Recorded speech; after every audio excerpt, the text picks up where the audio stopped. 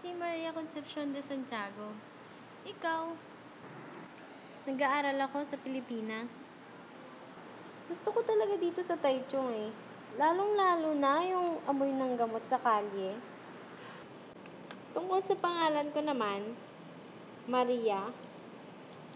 Pangkaraniwang pangalan lang yun eh. Nakuha kasi siya sa mga Katoliko. Yun kasi yung pangalang laging ginagamit, Maria. Tapos, tinanong ko siya, nakapunta ka na ba sa Santiago, sa Taiwan? Santiago, yun ang apelido ko.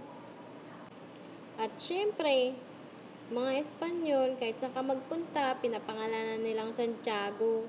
Kaya pag pumunta ka dito, may Santiago din sa bandang taas ng Taiwan. Sabi ko sa kanya, merong ilog na malapit dito. Hindi siya totoong ilog.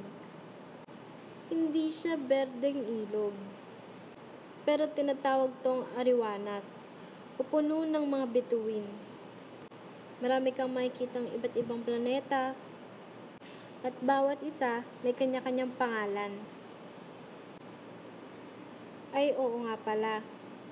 Alam natin na ang Pluto ay hindi na planeta ngayon. Pero ang Pluto ay Pluto pa rin. Meron pa rin siyang pangalang Pluto. Ang Pluto ay may kwento sa Ariwanas. Alam mo ba na ang bawat isa dito sa mundo ay parang Pluto?